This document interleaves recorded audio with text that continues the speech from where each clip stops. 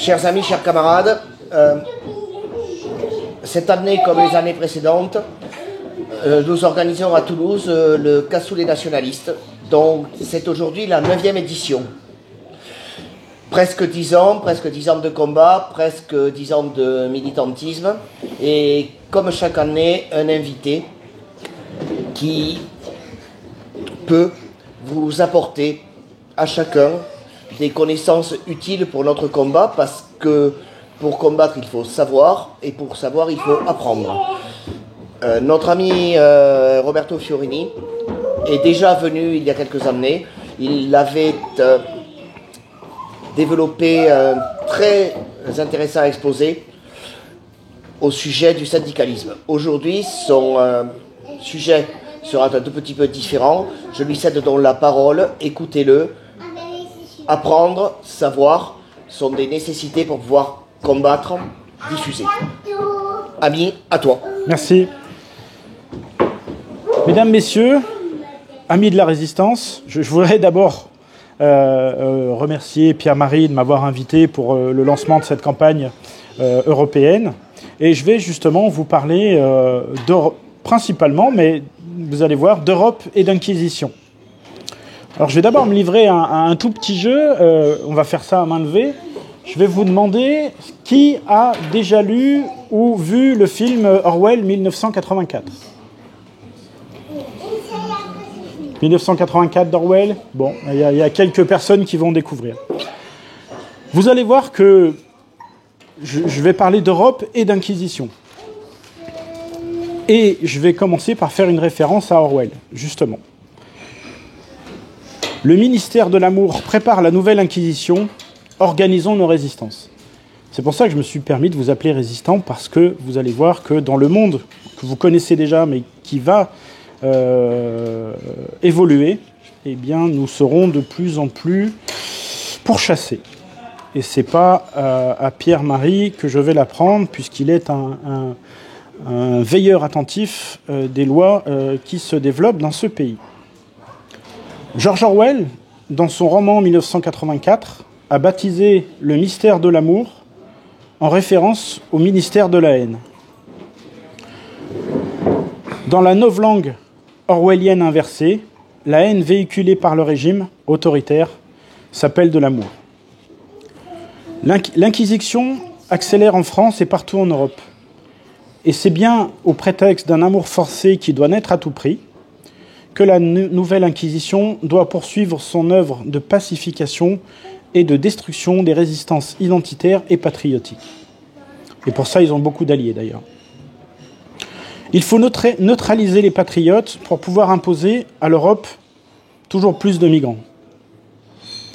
Attali, un des chargés de communication de l'oligarchie, nous révèle dans une vidéo de juillet 2021 que vous retrouverez facilement sur Internet et qui s'appelle « Pour une économie de la vie », il nous dit comment ce vaccin génomique va modifier justement l'ADN et que c'est un projet transhumaniste. Je vous le fais assez simplement. Il commence son intervention en disant « changer de code de la route, changer de code de comportement, de code vestimentaire ». Et puis à un moment, il en arrive au cœur du sujet et il finit par dire « changer de code génétique ». Elle dure 4-5 minutes, cette vidéo, et vous la retrouverez facilement. Et il faut changer de code, y compris de code génétique, pour permettre d'influer sur l'altruisme et l'empathie. Donc, ils envisagent un changement génétique pour nous rendre plus empathiques au regard de certaines situations qui nous dérangent. Ça, c'est un projet annoncé, et la vidéo existe, donc allez la chercher. Vous verrez, c'est très, très flagrant. Ça peut vous sembler improbable, mais je vous propose quand même d'écouter encore ceci. L'Union européenne envisage d'autoriser l'ajout d'ocytocine dans l'eau. L'ocytocine, qu'est-ce que c'est? Alors en plus du fluor, c'est une hormone du bonheur ou du lien social. Le but étant de rendre les populations plus dociles et d'accepter plus facilement ce que, naturellement, elles auraient refusé d'accepter. Donc on est bien dans une démarche de modification de nos sentiments, de notre génétique au plus profond, pour nous faire accepter des choses que nous n'accepterions pas en temps normal. Mais nous aseptiser pour nous faire accepter quoi? Nous faire accepter l'amplification de ce qui se déroule très activement en France et partout en Europe. J'ai souvent utilisé dans d'autres conférences l'image d'un robinet qui goûtait. Quand on parlait d'immigration, vous voyez le robinet qui goûte, celui qui vous empêche de dormir la nuit et que vous avez envie de casser, pour faire simple. Eh bien, je pense que là, on va commencer à ouvrir un peu plus le robinet pour accélérer l'immigration. Et pour des flux bien plus importants. Pendant l'épisode des Gilets jaunes, en 2018, s'est passé un événement international qui s'appelle le Pacte de Marrakech. Ce Pacte de Marrakech, il avait comme intitulé un pacte mondial pour des migrations sûres, ordonnées et régulières. Je répète, des migrations sûres, ordonnées et régulières. Ce même pacte précise aussi un élément. Alors, c'est passé pendant les Gilets jaunes, donc très peu de monde y a prêté de l'attention.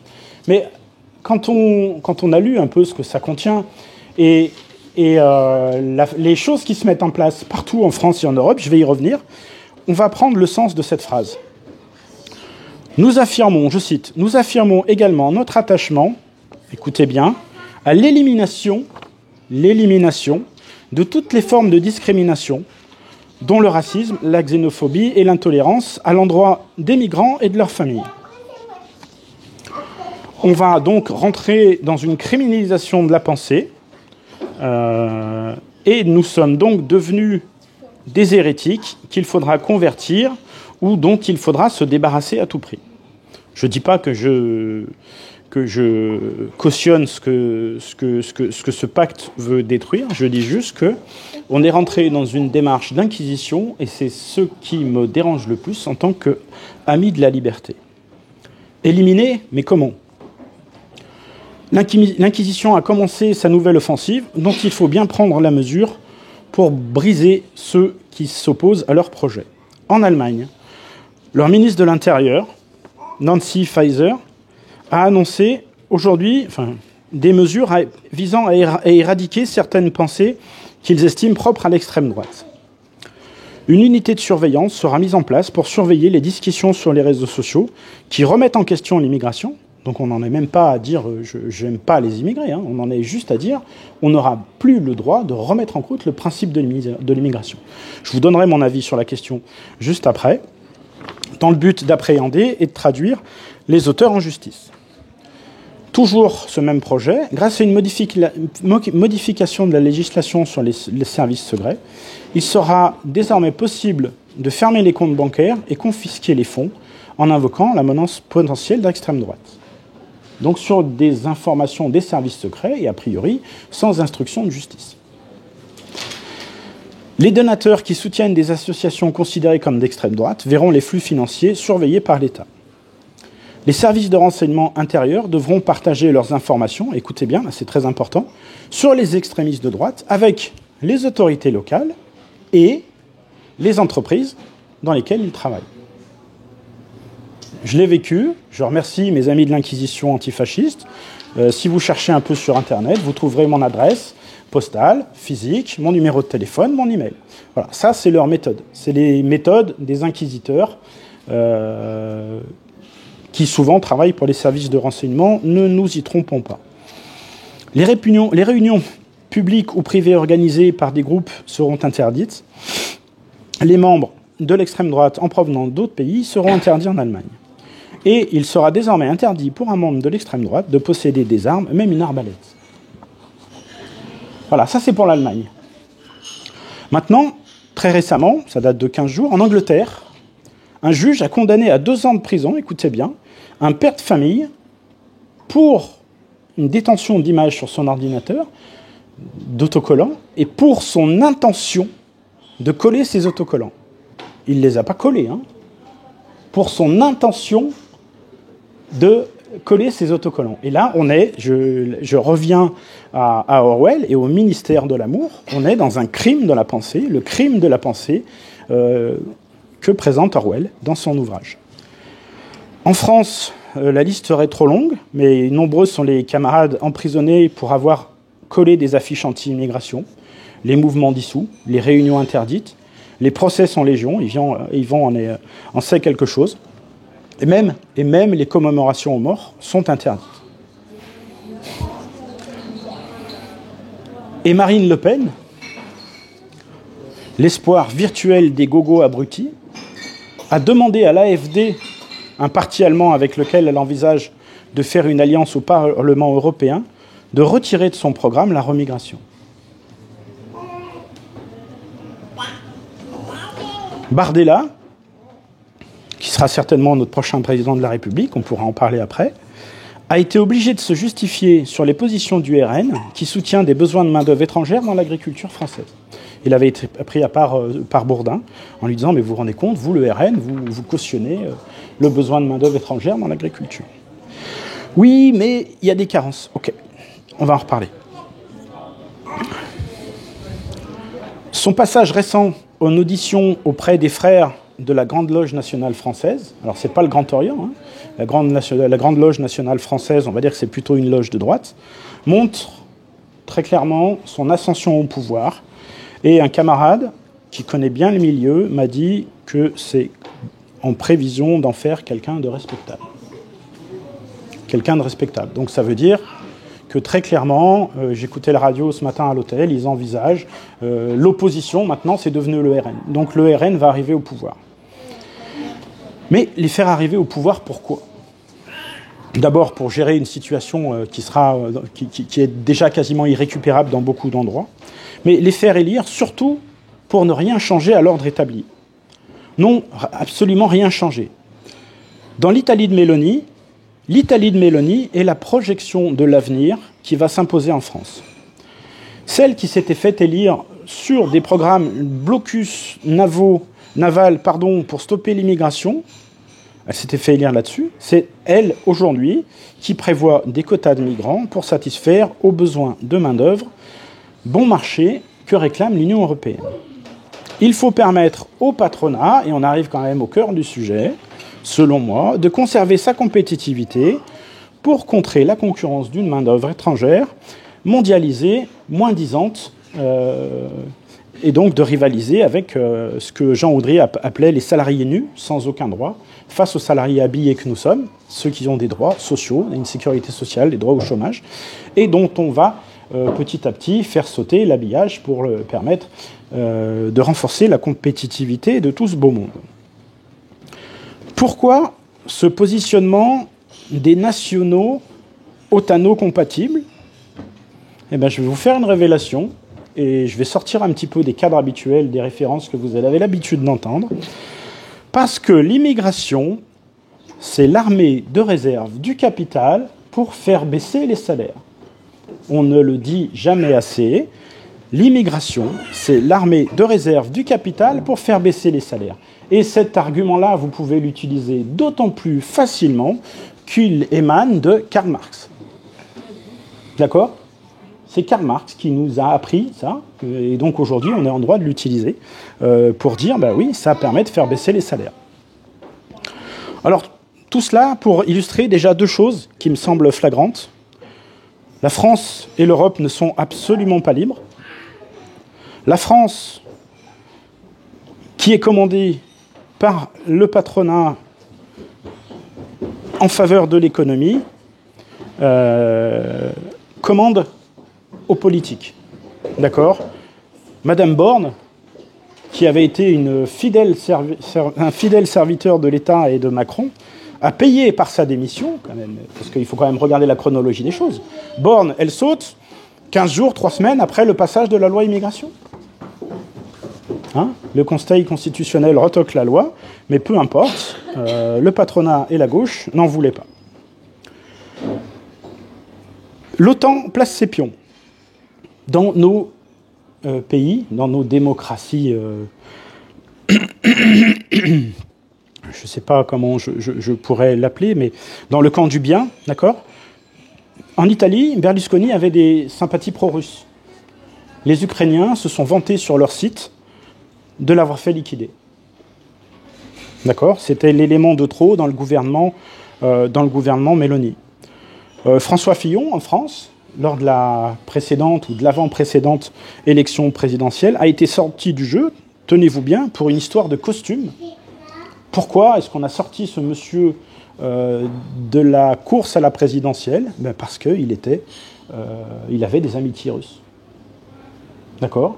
Donc l'OTAN préside à l'avenir des gouvernements en Europe. Mais revenons à Madame Meloni, parce que là, ça va être encore plus flagrant. En février 2021, Madame Meloni a rejoint l'Aspen Institute. Qu'est-ce que c'est que l'Aspen Institute ? C'est une filiale de l'OTAN, et d'un OTAN des plus agressifs, qui a comme objectif d'influencer les pays occidentaux et au-delà. Sous-entendu, il n'hésite pas à mettre en œuvre tout ce qu'il faut pour perturber le jeu politique d'un pays, en manipulant les situations, pour défendre à tout prix la sacro-sainte démocratie et le pillage qui va avec. Parce que les possédants ont tout un système de gouvernance et ils l'utilisent au maximum pour permettre que tout continue et que rien ne change. Et pour ça, ils s'immiscent très clairement dans les affaires électorales, allant jusqu'à influencer ou même remplacer un régime qui dérange.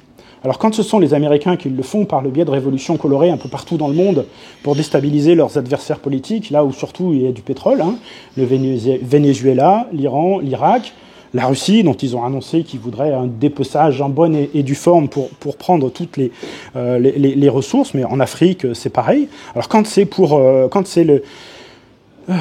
préserver cette démocratie-là, alors là les révolutions colorées, ce qu'on appelle les régimes change, sont les bienvenus. Par contre, dans l'aspect beaucoup plus discret de nos élections occidentales, on y fait beaucoup moins attention. Nous voici donc quand même au cœur d'un sujet central, l'influence de l'OTAN. Alors on pourrait dire dans tout cet Occident que nous haïssons, mais en tout cas dans une Europe soumise. Nous sommes en train d'assister à la mise en place d'une nouvelle stratégie de l'attention qui se développe en France et partout en Europe, probablement due à l'influence de la main invisible, c'est via des institutions comme l'Aspen Institute, d'accord, et de plein d'autres agences qui donnent les communiqués de presse aux agences de presse en leur disant « Voilà, messieurs, dames, c'est ça la vérité officielle, et voilà ce que vous devez diffuser, rien d'autre. » S'il y a quelque chose d'autre qui sort, en général, les gens ne durent pas longtemps. C'est le jeu des néoconservateurs américains pour maintenir tout ce système de pillage planétaire, d'accord, de fonctionnement de tout ce lobby de l'industrie militaire, ce qu'on appelle l'État profond. Mais ces néoconservateurs américains, ils ont des relais en France. Gabriele Adinolfi, que vous connaissez peut-être, a déjà vécu cette situation dans l'Italie des années 80. Et il nous alerte en disant qu'une nouvelle stratégie de l'attention est à l'œuvre. Vous le retrouverez, une synthèse de son article sur le site de Terre et Peuple, et le titre en est « Fa Antifa, la stratégie de l'attention qui monte partout en Europe ». Lui, il a déjà connu cette situation au moment d'une poussée électorale des mouvements communistes en Italie. Alors on est dans un autre contexte politique, mais il est important de l'avoir à l'esprit. En Italie existaient des réseaux d'influence américains liés à l'OTAN qui avaient pour objectif, en cas d'invasion militaire russe, de créer des réseaux de résistance et de renseignement fidèles aux services américains. Et donc toute leur stratégie, ce qu'ils ont appelé la stratégie de l'attention, c'était absolument d'empêcher que des communistes arrivent au pouvoir en Europe. D'accord ? Donc l'apogée de cette situation en Italie, ça a été l'attentat de la gare de Bologne, mais surtout l'assassinat du président du Conseil italien, Aldo Moro, qui ambitionnait d'avoir un compromis historique entre les chrétiens démocrates et les communistes. Les Américains ne voulaient absolument pas d'arrivée de pouvoir communiste en Europe, parce que ce serait commencer à ouvrir des brèches dans le système qu'ils entendaient préserver. Donc ils ont été jusqu'à manipuler des groupes terroristes, en l'occurrence les Brigades Rouges, pour faire croire qu'il y avait une poussée du communiste terroriste et donc d'attribuer des attentats, notamment à l'extrême droite. Donc c'est la main de ces réseaux otaniens qui cherchent à alimenter un conflit dans la société civile. Et ce qui pourrait nous sembler agréable et utile à une certaine époque, parce que je crois que nous sommes beaucoup ici à ne pas avoir aimé et à ne toujours pas aimer ce socialisme autoritaire qui est encore incarné beaucoup dans certains milieux politiques. Autant on peut être sensible à la liberté, autant tout ce qui est très autoritaire et très inquisitoire et très inquisiteur me semble être plutôt répulsif. Mais aujourd'hui, ces mêmes réseaux, ces mêmes structures existent toujours, sont toujours à l'œuvre, simplement ils ont changé d'objectif. Gabriele Adinolfi, toujours lui, dit « Inspecte entre l'Europe, celle d'un fascisme introuvable qui possède les paranoïaques et qui obsède les paranoïaques et excite les réprimés qui se sentent vivants dans la chasse aux sorcières. » Ça, c'est clair que, vu qu'ils sont incapables de changer la société, leur trouver des ennemis, ça leur permet de les rendre heureux. Il s'agit de ceux qui, pour se donner une allure ou une raison de vivre, doivent persécuter un méchant invisible. Leur seul souci est d'anéantir un ennemi imaginaire dont ils ne connaissent rien, mais auquel ils attribuent toutes les causes de leurs échecs existentiels. Ainsi, nous sommes de retour, mais en l'absence d'un conflit civil, au sombre jour où tuer un fasciste n'était pas un crime. Il précise « Pour quiconque se concentre uniquement sur la situation de son pays, il est difficile de saisir la délicatesse et le danger du moment. L'inquisition antifasciste ou antinationale a atteint des niveaux inconnus depuis des décennies. Non seulement les manifestations politiquement incorrectes sont interdites, mais même les commémorations. La propagande médiatique affiche un danger fasciste complètement artificiel. Pendant ce temps-là, des bandes armées internationales s'organisent et attaquent. En nous limitant à ce qui a été officiellement établi dans leur procès, il y a eu 18 tentatives d'attentats en Allemagne et 9 en Hongrie par des antifas. Les prévenus sont incompatibles avec la prison selon les juges allemands. En Grèce, des anarchistes ont été arrêtés après des attentats à la bombe, faisant des victimes, et bien qu'ils aient été trouvés en possession de minuteurs, ils ont été relâchés faute de preuves insuffisantes. Il me semble que nous revivions la naissance de la stratégie de la tension des années 70 en Italie, mais à l'échelle européenne. Et il termine en disant « Il faut en être conscient et être vigilant ».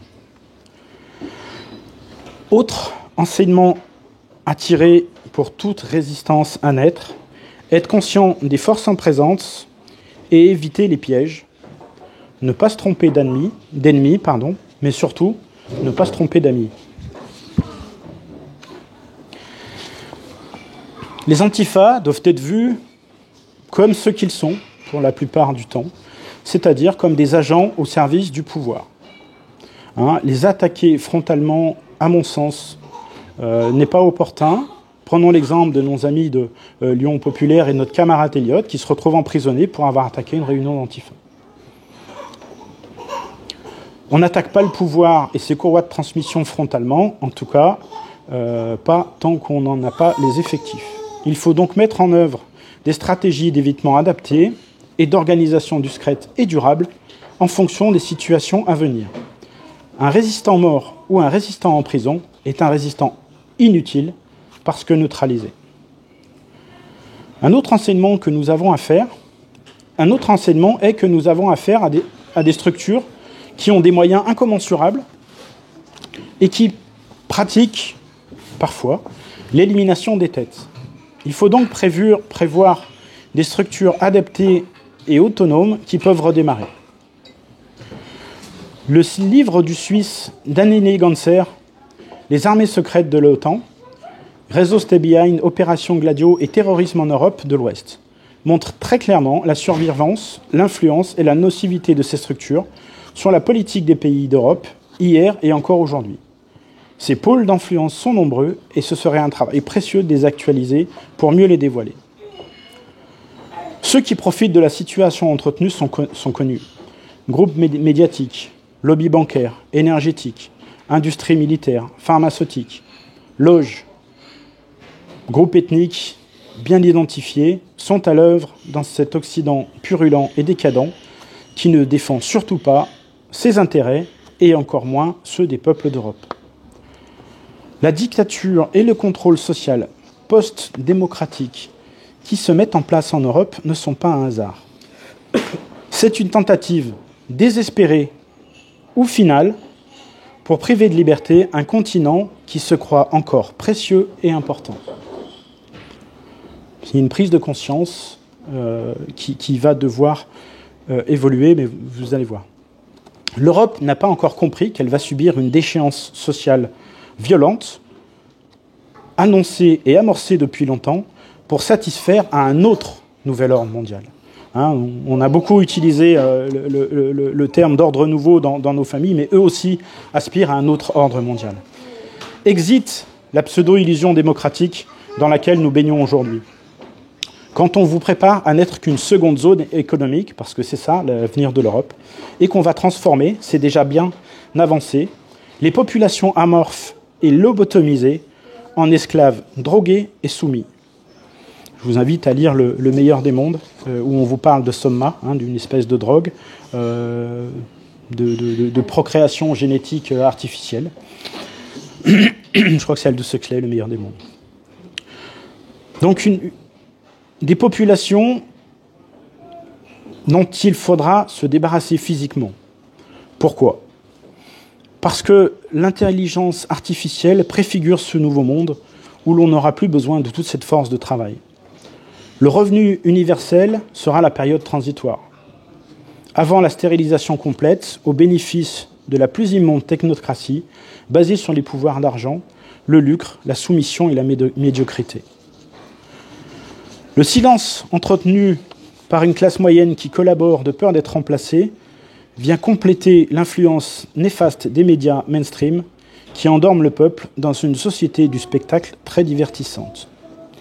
Laurent Alexandre, qui est le fondateur du site Doctissimo, dans une vidéo que vous retrouverez, évoque lui carrément 1000 ans de gilets jaunes.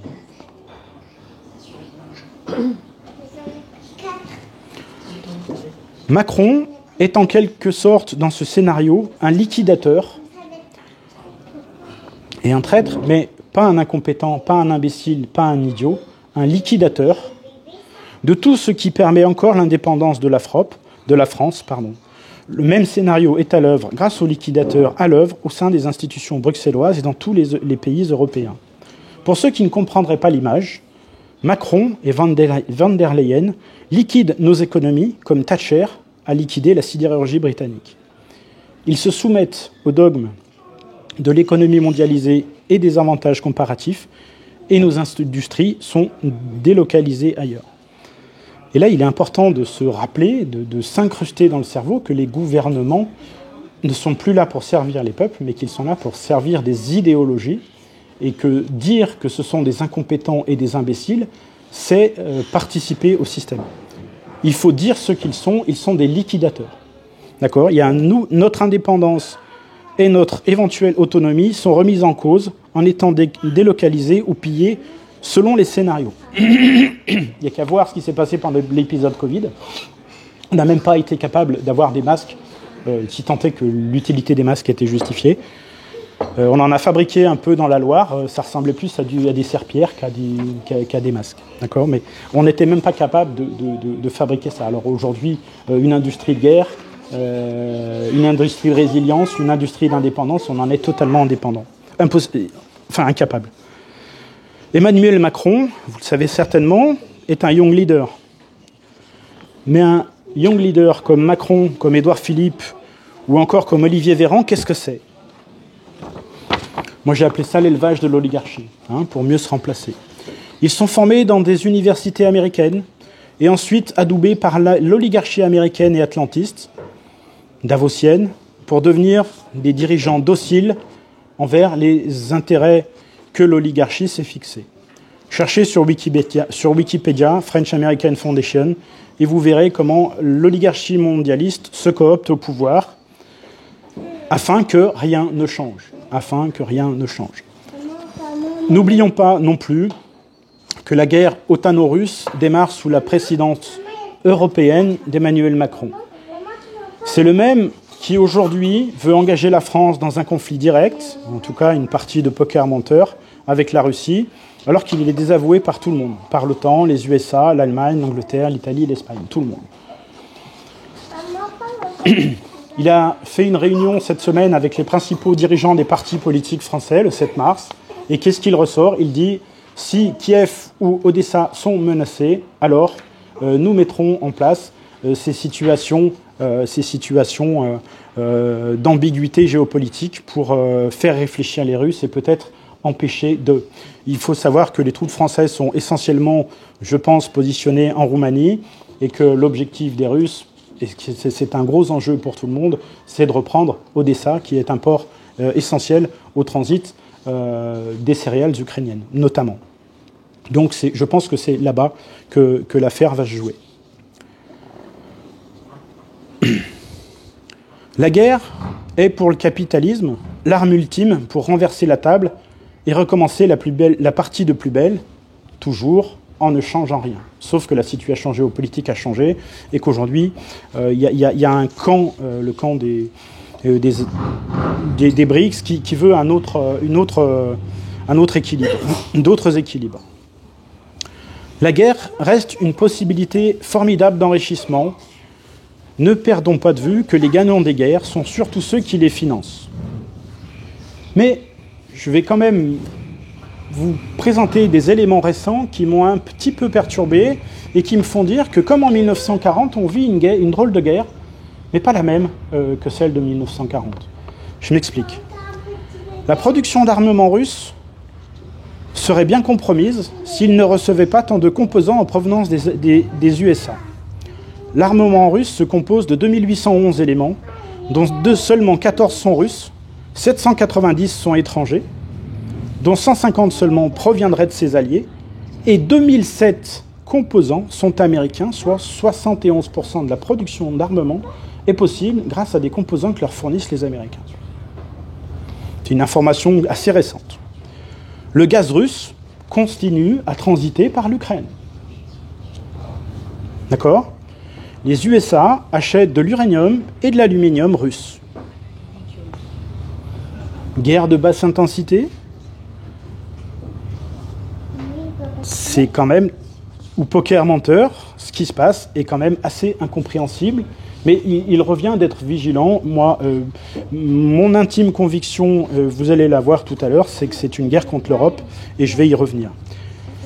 Toujours au sujet de l'Ukraine, échanger des dollars fraîchement imprimés contre des terres fertiles est un deal très avantageux depuis la création des banques centrales.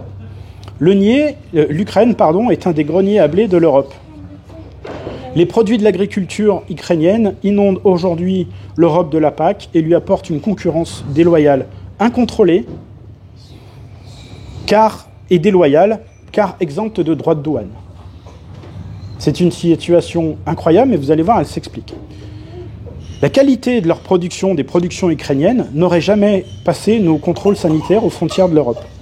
Mais pour soutenir l'effort de guerre ukrainien, il faut laisser entrer ces produits potentiellement toxiques qui vont empoisonner les peuples d'Europe. Posons-nous la question. Alors au début, j'avais mis, mais qui a acheté près de 30% des terres ukrainiennes? Et finalement, les contradicteurs nous disent non, c'est pas vrai, ils les ont que louées. Alors, ma formulation maintenant est celle-ci. Mais au fait, qui a loué près de 30% de ces terres agricoles en Ukraine, qui déstabilisent nos agricultures et tuent nos agriculteurs? Cargill, Dupont, Monsanto. Ils ont tous un actionnaire commun qui s'appelle BlackRock. BlackRock, ce sont les mêmes qui veulent piller les assurances retraite en France. Assurance retraite qui représente un marché de 44 milliards d'euros. D'accord ? Donc détruire nos systèmes publics Pour les rendre privés, c'est donc permettre à des assurances privées de faire du bénéfice dessus, et on parle d'un marché de 44 milliards d'euros. C'est pour ça qu'ils réforment les retraites. Toujours au sujet de la guerre, sans oublier justement, après la guerre, le juteux business de la reconstruction. Parce que c'est comme ça que les Américains conçoivent les guerres.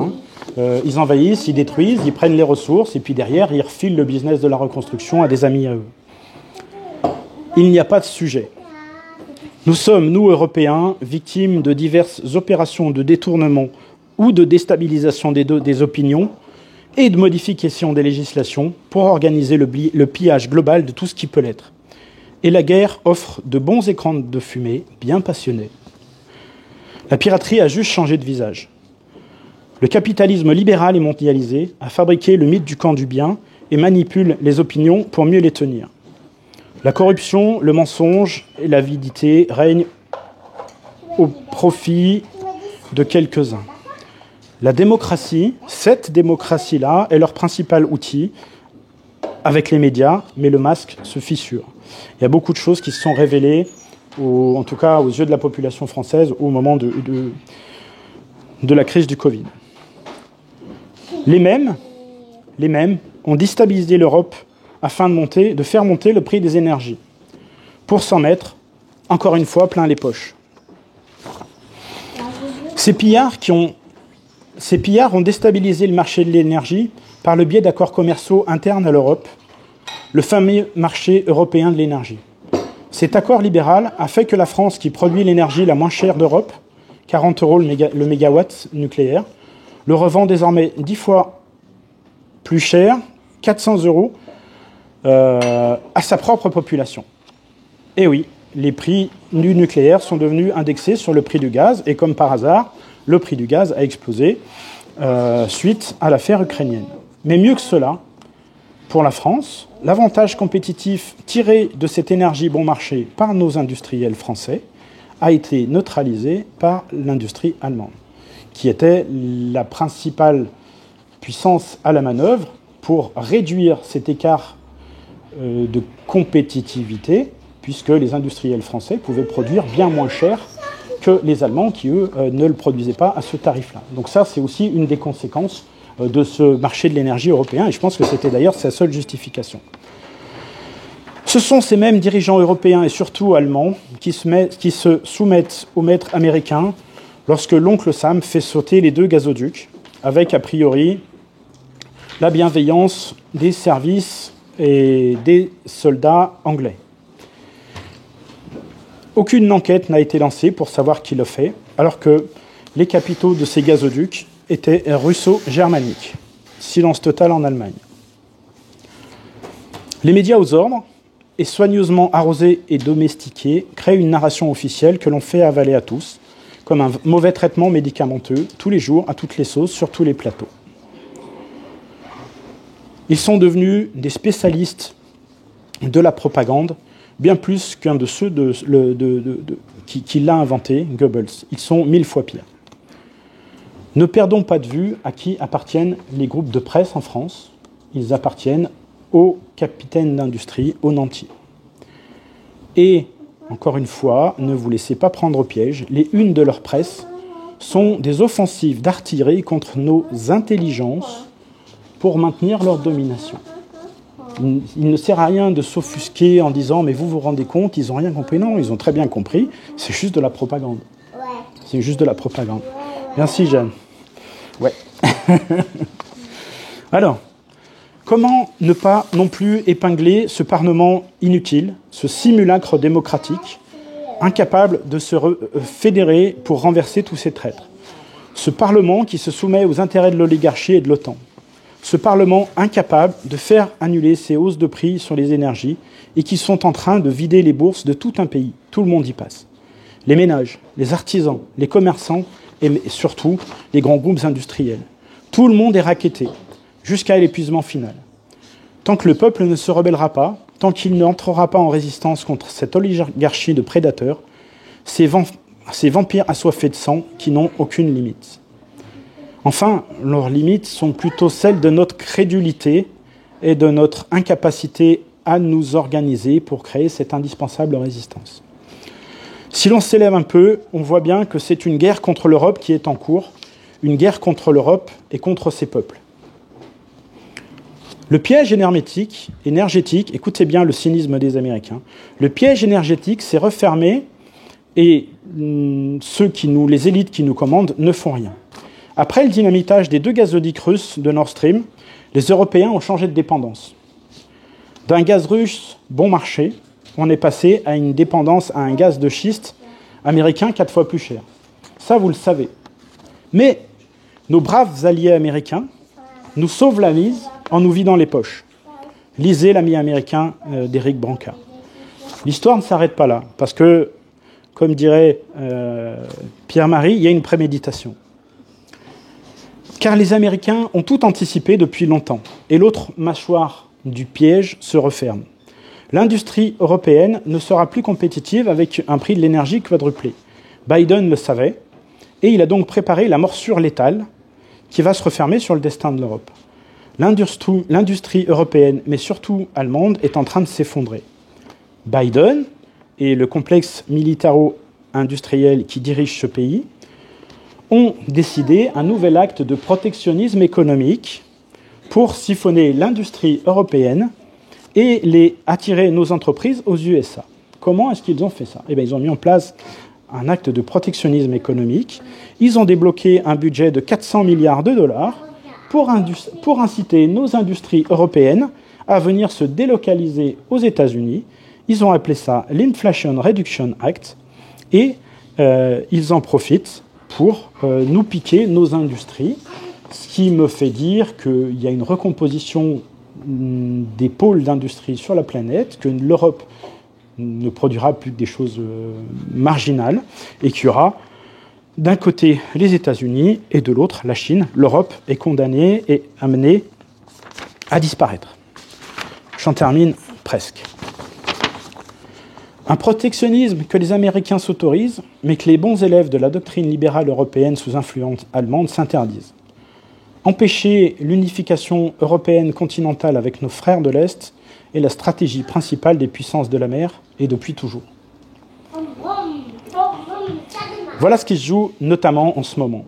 J'en terminerai pour vous rappeler que sans industrie, nous terminerons en un jardin économique. Que sans industrie, pas de profit, pas de recherche, pas de développement, pas d'emploi bien payé. Le déclassement final, à défaut d'avoir la lutte finale. Tous chez Lidl avant de finir sous les ponts. Ce n'est pas pour rien si la doctrine libérale de l'Union européenne rabote nos retraites et nos protections sociales. Emmanuel Todd avait prévu depuis longtemps l'inéluctable effondrement du niveau de vie des Européens, d'où la préférence pour des migrants économiques. J'ai bien dit des migrants économiques et pas des migrants climatiques, parce que ça, c'est un autre mythe qui est en train d'apparaître pour justifier toujours plus d'immigrés pour faire baisser les salaires. Moins 10 ans, donc des migrants moins 10 ans et beaucoup plus dociles. Et qui, en plus, ils les font travailler au noir assez souvent, donc c'est fantastique. L'Allemagne avait essayé de les faire venir pour un SMIC à 1 euro de l'heure quand même. Il faut remettre les choses à leur place. L'Allemagne les avait fait venir pour les mettre à 1 euro de l'heure.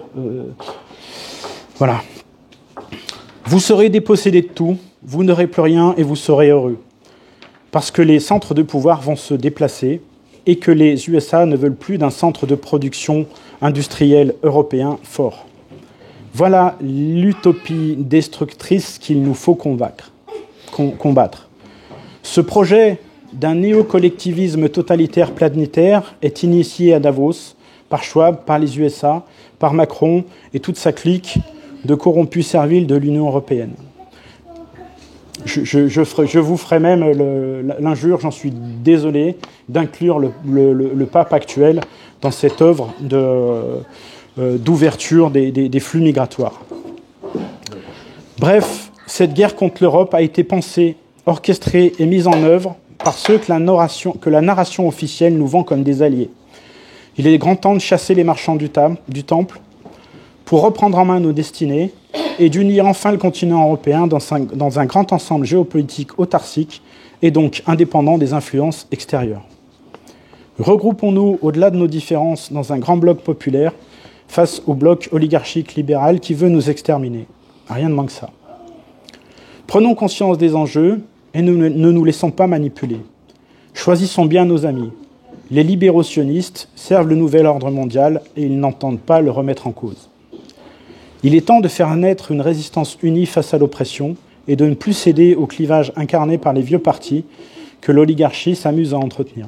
Et moi, je rêve d'un bloc populaire ouvert à des horizons beaucoup plus larges que ceux qu'on a l'habitude de penser. Il est temps de créer de nouvelles solidarités, de nouvelles résistances, basées, je vais peut-être vous surprendre, mais sur un amour commun. Défendons notre terre, la France et ses peuples frères européens. Les premières chaînes à briser sont celles qui entretiennent l'illusion de nos libertés. Les médias et cette pseudo-démocratie des possédants.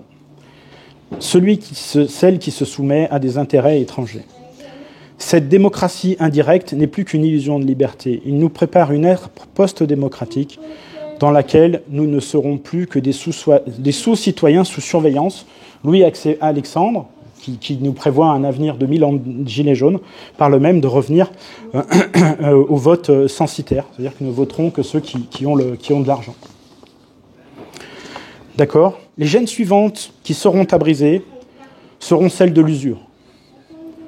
Les intérêts de la dette sont le premier poste de dépenses de l'État, 45 milliards d'euros, dont une partie des bénéficiaires est secret. D'accord ? Ça a été possible par la mise en place de la loi du 10 janvier 1973 par Valéry Giscard d'Estaing, alors ministre de Georges Pompidou. Un vent nouveau doit se lever, malgré l'oppression, ou grâce à l'oppression qui nous obligera à nous lever. Pour l'avenir des peuples d'Europe, ce vent nouveau devra être révolutionnaire afin de balayer les possédants actuels et de porter durablement une justice sociale et patriotique. L'Europe est en guerre et chacun doit prendre la mesure des combats à venir en commençant par se changer soi-même. Il nous gouverne par la peur, depuis toute la mandature Macron, c'est ça, il nous gouverne par la peur. Une vertu va donc devoir nous habiter plus que tout autre. Le courage. Le courage, ce n'est pas l'absence de peur, mais c'est une peur maîtrisée et surmontée. Une dernière phrase de Louis-Auguste Blanqui, qui était un socialiste patriote.